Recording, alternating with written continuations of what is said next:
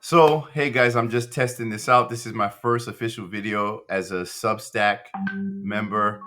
So, you guys know that I write a lot of articles pertaining to local issues. I mean, I do a lot of national issues, politics, but right now I've been focusing a lot on Intro 948, which is uh, a bill that I drafted the framework for that is now in the city council, the New York City Council, that's going to be up for a hearing this Thursday, and I just want to talk a little bit about it just to give everyone some clarity. So, don't mind my background. My son, he's getting ready to go out. But there's been a lot of misinformation surrounding Intro 948, which is a bill that basically creates a carve out for homeowners. Now, let me explain what happened. Back in 2000, I think it was 2021 or 2022, they passed a law that was called Local Law 18, which was a hotel industry sponsored bill that most of you know as the quote unquote Airbnb ban in New York City. And as you guys know, Airbnb was like the biggest hub for short term rentals in New York City, and it was very profitable. What was happening is you had a lot of people who were doing Airbnb arbitrage. So they were renting out like multiple apartments across New York City, like dozens of them, and turning them into these mini hotel operations. Now we know that was a problem, and you also had people who were owners of what we call multiple dwelling units, which are these big apartment buildings, 10 families, 20 families. And what they were doing is they were converting them into hotel style rentals, which were basically taking away from the overall housing supply of New York City. So that's just to give you guys a clear view of what the Airbnb so called law, Local Law 18, was about. Now, in the implementation of Local Law 18, there was a certain group of people that were drawn into the enforcement under the mayor's office of special enforcement, who have become the primary targets of the enforcement. Now, Local Law 18, it decreased all of those folks who were doing the arbitrage and those conversions in those huge apartment buildings. That's good. That's something that was a good result from that. However, and most of the people who were, let's say it this way, all of the quote unquote bad actors, they've pretty much been removed, so to speak. However, now we have an enforcement mechanism that is targeting small homeowners who live within their homes. Now, when Local Law 18 was presented by City Council member Ben Callos at the time, and also people like Jumani Williams, who was in the City Council at the time, it was made very clear that this law would not apply to or impact one and two family homeowners. Now, one and two family homeowners, those under state law are defined as private dwellings. Now, that means those are the smaller homes where it's your private residence where you live. So these are not like commercial rental apartment buildings that go on the long-term housing market as housing stock. These are the homes of the people who own those properties. So if you want to share a space in your home to a tourist or a guest, that's your prerogative. That's what has always existed in New York City. However, Local Law 18 has been used as a mechanism to target small homeowners with commercial operator style enforcement, subjecting them to penalties and regulations and fines that are aimed at hotels and Class B, which are these huge apartment building types of rentals or buildings, dwellings.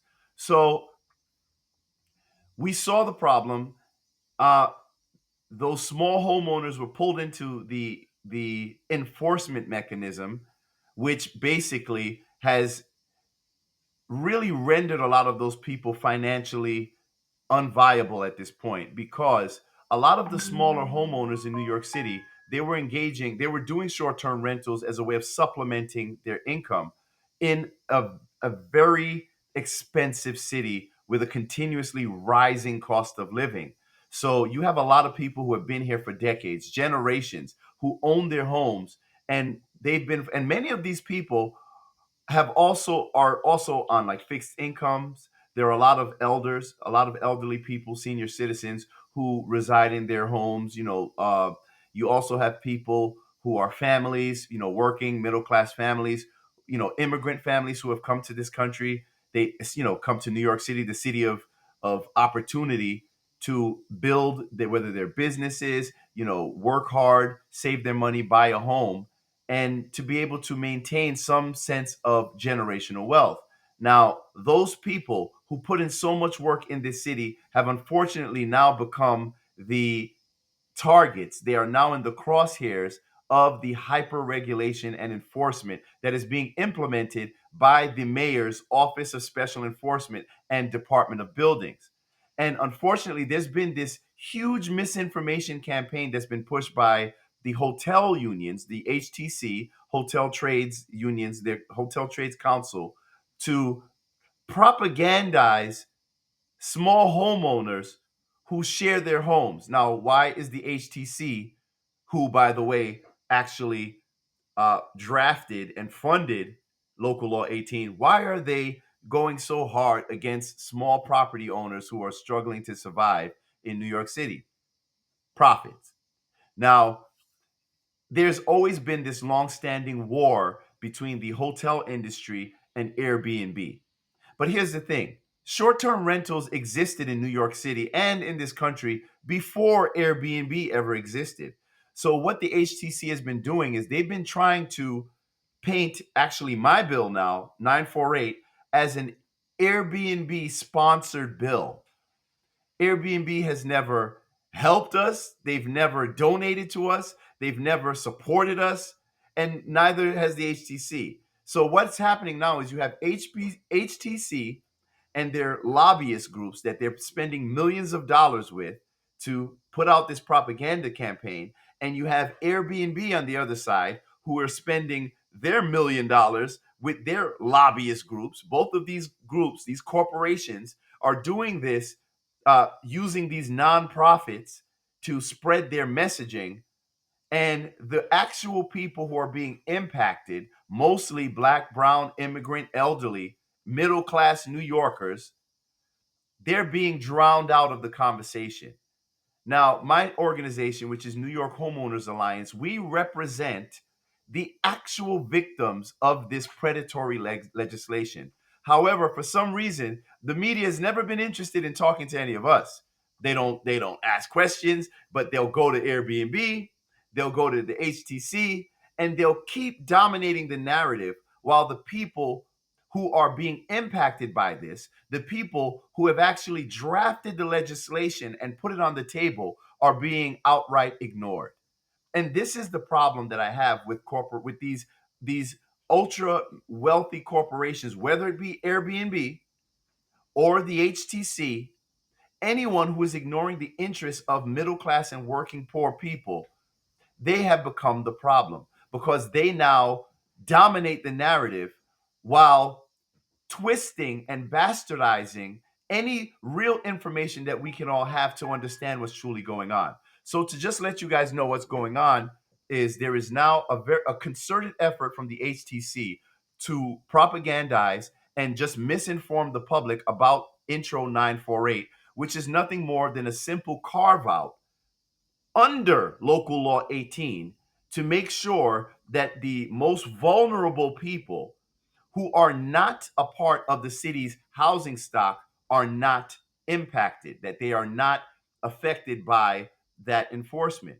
Now, there are a lot of small homeowners, one and two family homeowners, who have been the targets of enforcement under Local Law 18. They've been harassed. They're going banging on their doors every day like they're the police, trying to intimidate them to get into their homes, to give them violations. People have been getting $10,000 fines, $5,000 fines. And if you think about it, if you're the owner of a one family or a two family home and you get hit with a $10,000 fine in the most expensive city in the world right now, and you have a mortgage to pay, what's going to happen? You're likely going to lose your home. You're going to go. You're headed to foreclosure. But when you are one of these huge commercial operators, these owners of these multiple dwelling apartment buildings that for some reason are many of them are exempt from Local Law 18. We'll talk about that later. See, they can handle those sorts of fines. Why? Because they have a whole lot of apartments, they have a whole lot of tenants, they have that income, so they can afford to pay a $10,000 fine if they're making $120,000 per month. Does that make sense? So this is the most predatory and hostile attack that I've seen in a long time against people who own their own homes in New York City. And this is setting a dangerous precedent nationally because we have these huge corporations already that we are being forced to compete with as middle class citizens to purchase homes and to have some access to some form of generational wealth. So intro 948, I'm just going to wrap it up here because I'm going to put out a few articles about it. I want you guys to check out my op-eds about it that will get into the details of it. But intro 948 is simply legislation that creates an exemption for the people who should not be subjected to this commercial operator like enforcement. Because what has happened is local law 18 has actually accelerated the displacement of middle class and working poor people out of New York City. This is gentrification on steroids. And the people who are pushing this, coincidentally, are the people who will not be harmed by legislation like local law 18.